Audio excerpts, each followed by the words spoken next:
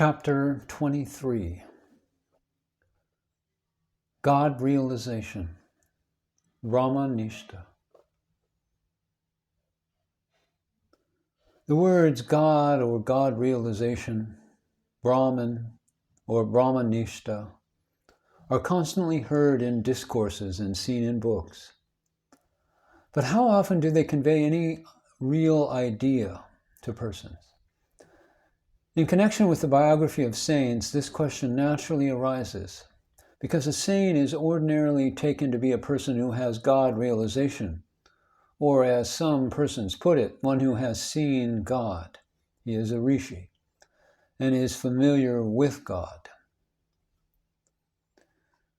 This is a description given of the Guru, to whom Lord Krishna directs Uddhava to go in the Bhagavad Gita. Now, before one can deal with the subject with confidence, one encounters various preliminary difficulties. Is God a definite object in order that one can get familiar with, just as one gets familiar with one's parents and friends? Or is it like a parabola, only partly seen, or a peripheral idea? All the objects that we know are objects in space and time. Is God an object in space and time? We see only things in space. Therefore, if one says he has seen God, the inference is that God has been seen in space. There is no doubt a feeling in one's mind sometimes that one has seen a particular object, for instance in visions or dreams, though one is unable to say definitely that all such objects are seen in space. The seeing of God is a very common phrase. The term ordinarily used in literature for it is sakshatkari. That does not always mean seeing God. It is often employed to denote a person in high religious state of mind, or one with extraordinary experience, especially in spiritual matters, at least possessed of such extraordinary powers as to make people believe that he sees things which others do not. But the usual meaning of it is one who has actually seen God. That God is seen or was seen is a statement encountered very frequently in religious books of all religions. In the Bible, for instance, God is said to have appeared before Moses and Jesus and others. That is, they all actually saw God. As seeing and hearing are generally put together, the term hearing God is used often along with seeing. In the Old Testament, hearing some voice from thunder and declaring that that was the voice of God is a common feature. In the New Testament in St. John, when Jesus cried, "Father, glorify thy name," then came there a voice from heaven saying, "I have both glorified it and will glorify it again." And Jesus said, "This voice came for your sakes." In Hindu scriptures and other literature, seeing God is very frequent. Here, not merely seeing, but playing with God and having considerable familiarity with God is found in the biography of medieval saints frequently. Janabai is said to have been helped in her work of grinding grain for domestic purposes by God, and she is stated to have shared her eating the remnants of the Brahman's plates with God. At Namdev's cry, God ate up the food he offered.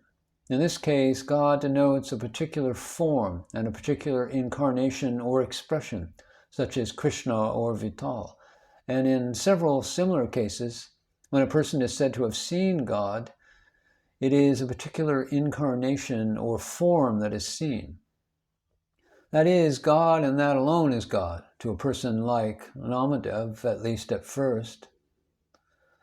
There may not be much difficulty for one to agree that a particular incarnation with a particular form might have first led a life on earth, that is, with the gross body, and later on passed into the astral or subtle body, and from there, from time to time, appeared with that particular form, or any form it liked, as creative power.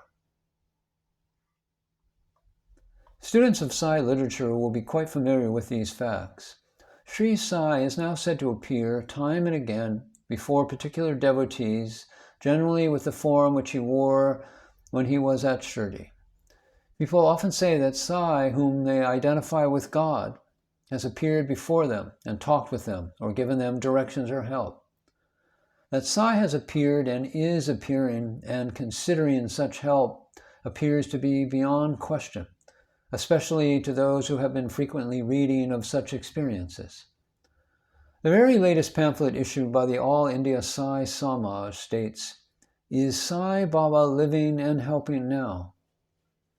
And it contains unquestionable evidence of Baba's appearing and acting at various places, including that of a lawyer's house of C.C. Mankavalas.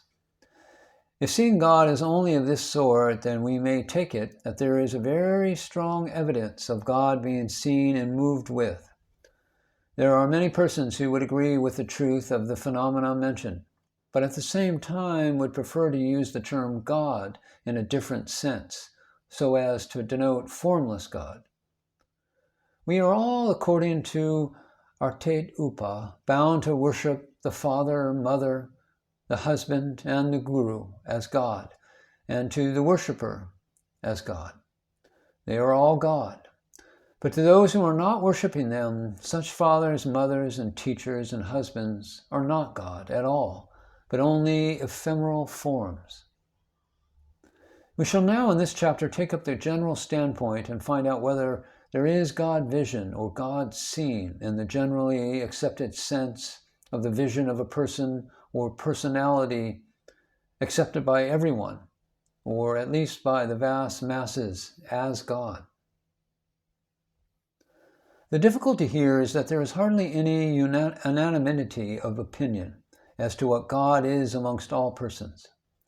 There are some persons who do not wish to say that there is any God at all. Even omitting them as a negligible minority, others differ in their ideas of God. The vast mass of persons who talk about and discuss God are persons without any actual experience of God, without any actual realization, or any state of mind which can be, even by remote analogy, called seeing the divine. The vast majority are without realization either of a personal or impersonal God. They have no Brahma Nishta, and they are not familiar with a personal God. The difference between those who contact a personal God and those who contact an impersonal God may be trifling in the view of those highly respectable authorities who say the impersonal is the personal, and the personal is the impersonal, and that differences are without any real justification. Yet there are persons who refuse to accept this view, who contend that up to the last moment of time, the personal is the personal even when unseen for a time, and never can be called impersonal, and that the impersonal is the impersonal and can never be styled the personal. We are now entering into the field of religious controversy. But in this book, it is safer for us to avoid such controversies, especially because there is no need for such controversies, and also because Sai Baba deprecated the intrusion of controversy into his biography. The safest course for us here is to see whether on the basis of any particular scripture we can state what God vision or God realization or Brahman realization truly is, and how far it is declared possible or impossible. Let us take the Hindu scripture first, for the very great majority of our readers are Hindus. Now, so far as Hindus are concerned, the Vedas and Sastras are the determining factors, and the Vedanta, consisting of the Upanishads, is considered an essential part of the Vedas. In the Upanishads, there is a vast preponderating mass of texts and passages in favor of treating Brahman, which is the word mostly used in the Upanishads for God, as denoting the impersonal absolute. And we shall see that what God realization or Brahma Nishta would be after determining what the Upanishads say about Brahman. As one of the Upanishads states, Brahman is that which one does not see with the eye, but that by which the eye sees. That alone is Brahman, not objects which people in the world are worshipping as gods or gods. Similarly, about hearing and thinking, it is repeatedly stressed in the same Upanishad that Brahman is not heard, that Brahman is not the subject of thought, that is, conceptual thought.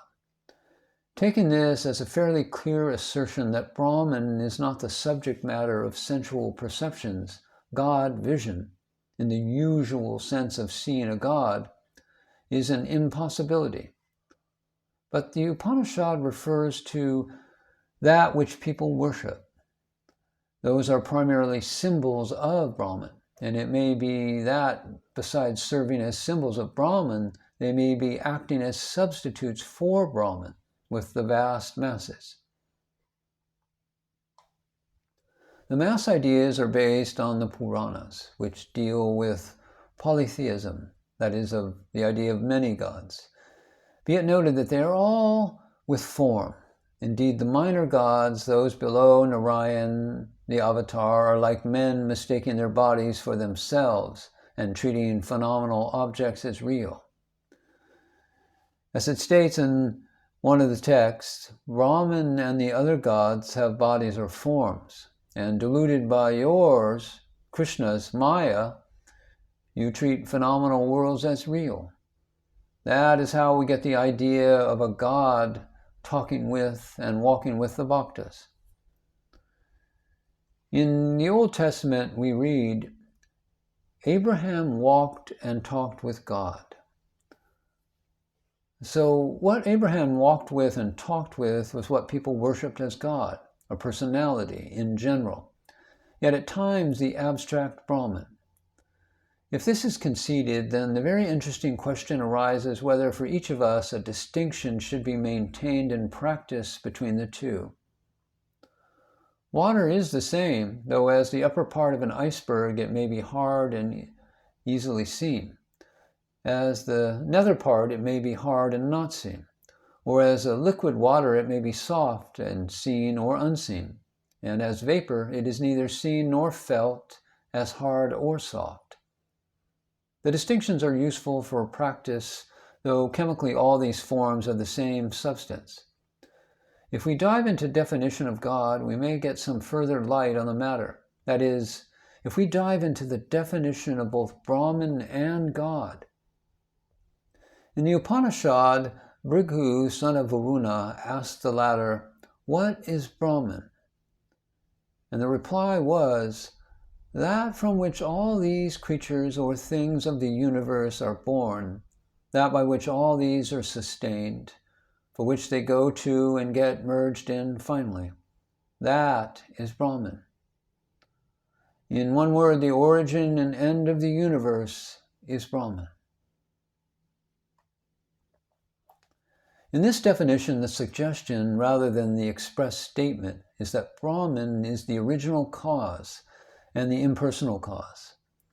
Anyhow, God is usually thought of as the creator or cause. The popular way of viewing God is as the universal cause and protector, treating God as a person that is omnipotent, beyond time, all-pervading and all-protecting. The Hindu philosopher tries to work out the implications of omnipotence, omnipresence, and such, and ends by taking God as impersonal, mainly, and uses the term Brahman for it. The universe is manifest, but the source of the universe is not manifest, and the source of the stream is the stream. Therefore, Brahman is unmanifested, at least before creation. But after the universe has appeared, is Brahman to be treated as manifest or unmanifest? Here there is a difference of views or of treatment.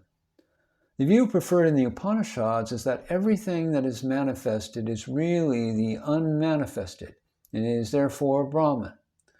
This is the truth perceived by the seers only, the true rishis.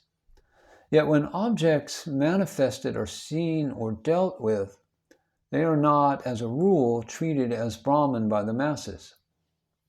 But the spiritual aspirant aiming at Brahma Jnana, that is, self-knowledge, must forget or ignore the seen and retain in his mind only the unmanifest cause as the real basis of the seen. A sadhaka, a spiritual aspirant who begins to think of or deal with Brahman, takes himself away from each seen or perceived object of the manifest world, at least mentally, and treats it as Brahman, as purely unmanifest. How the unmanifested appears as manifested is a great problem to find the skill of those who've tried to reason it out. And for that purpose, the Upanishads suggest various analogies as a method of reaching the truth with the help of which this question can be solved. What is not manifested to the senses or to some of the senses can get later manifested and again disappear from manifestation. In the Chandogya Upanishad, in explaining Brahman through the mouth of a rishi to his disciple, there are 16 analogies or arguments. A lump of salt, which is manifest to the eye, if dropped into water, completely disappears, and then to the bare sight there will be no salt. But if the water in which the salt was put is tasted, and the taste is compared to the taste of the water before the salt was put in, one notices the difference. The water at the later stage is saltish, while in the other stage was not salty. Hence, the salt which now is not manifest to the sense of sight is still continuing in existent manifest to the sense of taste. This is the analogy by which the Guru tries to inform the disciple that Brahman, the unmanifest, absolute, pure consciousness, is still real and can be manifest to another sense or the self beyond the senses. The above refers to the procedure of proceeding from the manifest to the unmanifest. Now another analogy takes the disciple from the unmanifest to the manifest. The disciple was asked to fetch a banyan fruit and open it. That was full of seeds. The disciple was asked to cut open one of the seeds, and he cut it open. Then the question was put to him, "What is there inside the seed?" The answer was nothing.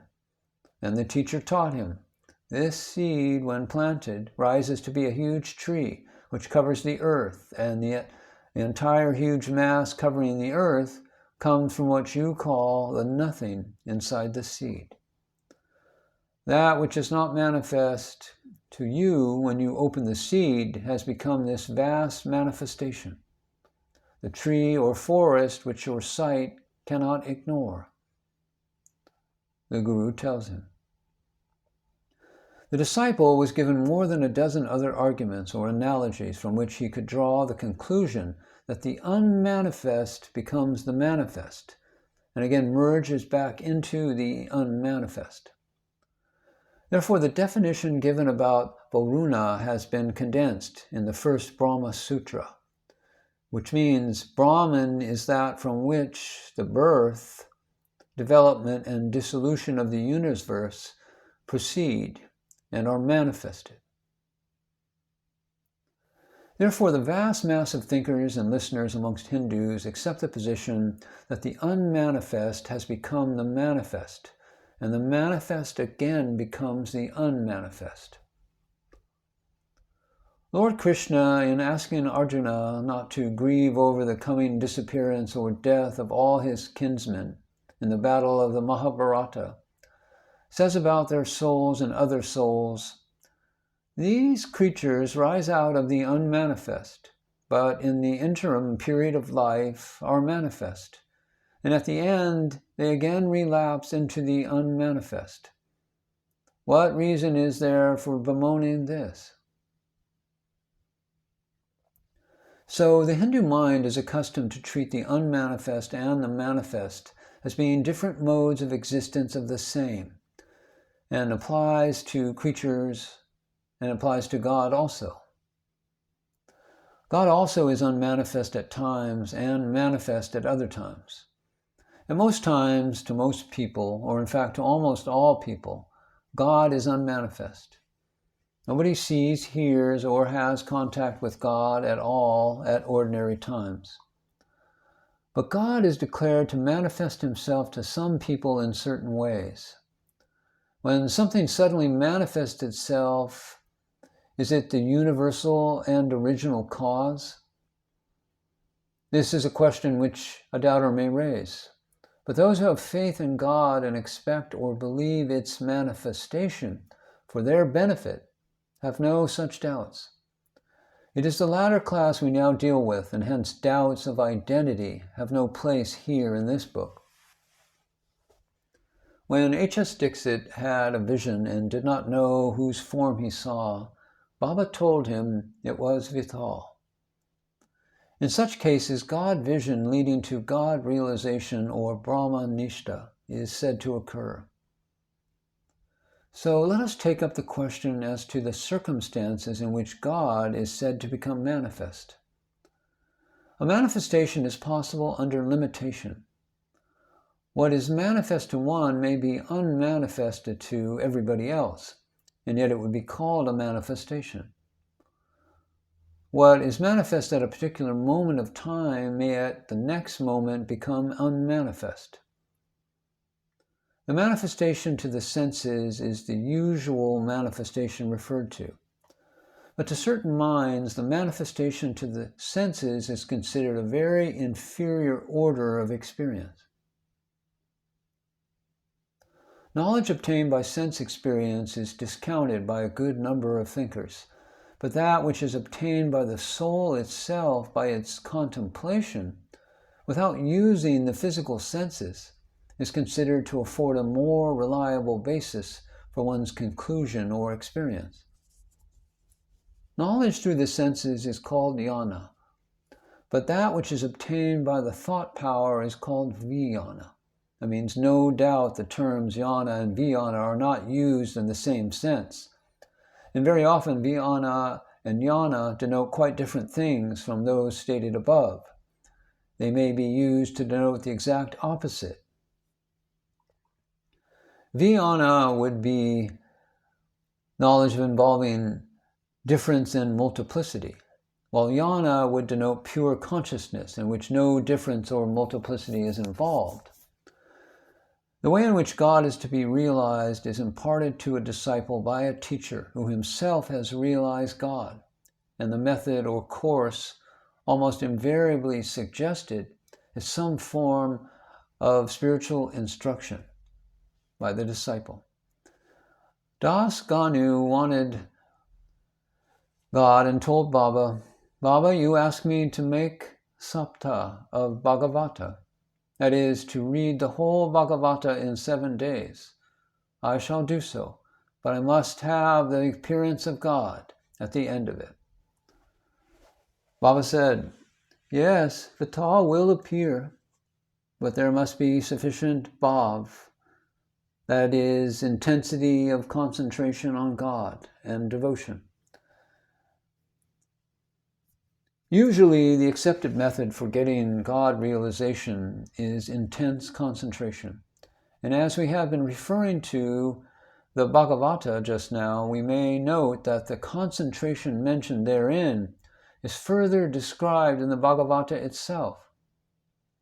In the Ekadasa Skanda, Uddhava asks how God is to be thought of, and Sri Krishna explains, how God is to be thought of, in words which are remarkably similar to the words used by Baba.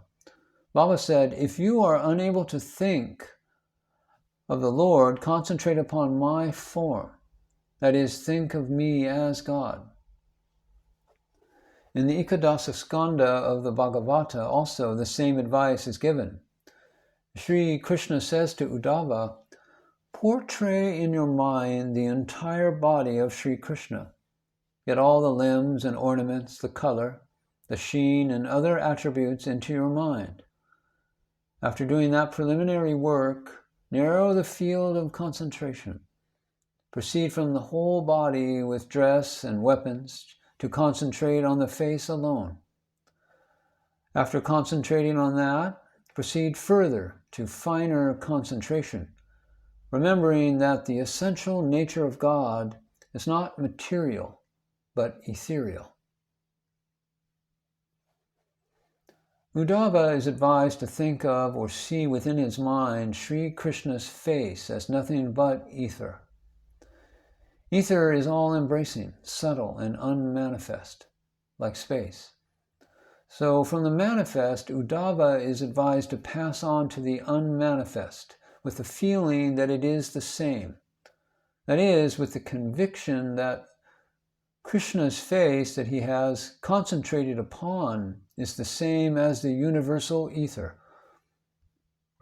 That gives him naturally help to reach absorption in the unmanifest Brahman.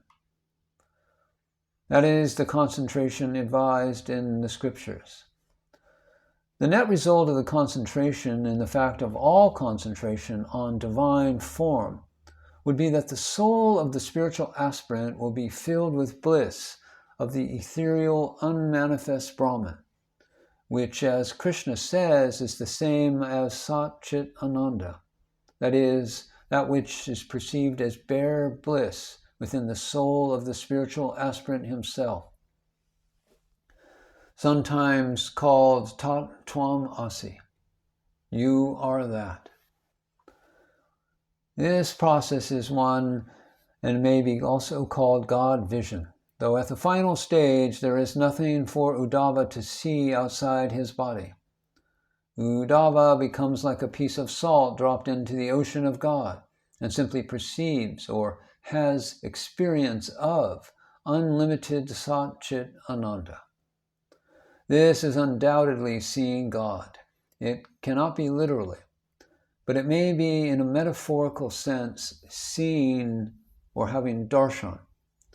It is often used in the scriptures to denote knowing with certainty, as usually certainty is derived by seeing. Let us, however, pass on to the other forms of God, which are far more uncommon than the above. Hinduism is preeminently a polytheistic religion for the many. It is only very few who reach unity of God through the Upanishad. And the Hindus revel in the infinite number of gods and saints whom they worship. If a person goes on intently thinking of his Ishta Devata, the latter appears to him and renders help to him in innumerable matters. This is familiar to the listeners of medieval literature, the history of the saints, and this is what is mostly referred to. There is the vision and the contact with the personal God or the Ishta Deva, and the attainment of innumerable benefits thereby. This is the sort of God vision that evidently Das Ganu wanted but did not obtain. But some of these God visions, or rather the vast majority of them, as a rule, are transient, and the benefits are worldly, hence a bar to realization often. They appear just for a fraction of a second and then disappear. But still within that very small portion of time, they sometimes produce an impression of great importance, which may affect the future life of the experiencer. Coventry Patmore, who had mystic experience and expressed the same in some of his verses, has given a description of his fleeting God vision that he enjoyed. His verse runs like this: "What's that which, ere I speak, was gone? So joyful and intense a spark, that whilst o'erhead the wonder shone, the day before but dull grew dark. I do not know, but this I know, that, had the splendor lived a year, the truth that I some heavenly show did see couldn't be now more clear. This know I too might mortal breathe, express the passion then inspired. Evil would die a natural death, and nothing transient be desired. An error from the soul would pass, and leave the senses pure and strong, as sunbeams, but the best, alas, has neither memory nor tongue." This may be compared with the experience of universal bliss at sunrise in Wordsworth's Youth at Sunrise. H.S. Dixit had a God vision of Vital, very elusive and very momentary, and in order to confirm his idea that it was real and that it related to Vital, he went to Baba. Baba gave him assurance that it related to Vital and that his experience was real. For Baba knew the internal state of everyone's mind and what occurred to each. Baba, however, added, Vital Patil is a very elusive person. Tie him fast, else he will elude. This gives us the clue to the exact nature of most of these God visions. They are very brief impressions produced either on the mind or on the senses and create the impression that one has seen his Ishtadeva and derived benefits thereby. But like all other sense impressions, these also must fade and be finally lost. If they are to benefit one, Baba's advice has to be followed. That is, there must be such constant repetition of a God vision as to make it a permanent possession. Instead of relying on a momentary glimpse of the view of something divine, one has to work with one's own self till the self of the individual disappears in the self of the universe. This is called Brahma Jnana, or realization of Brahman. Even this may be momentary.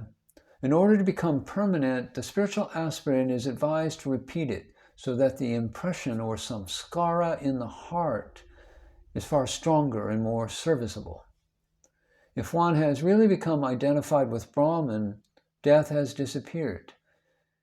He can say, death has no meaning to a person whose self has become the self of all, that is, who has lost his sense of separateness at once and forever.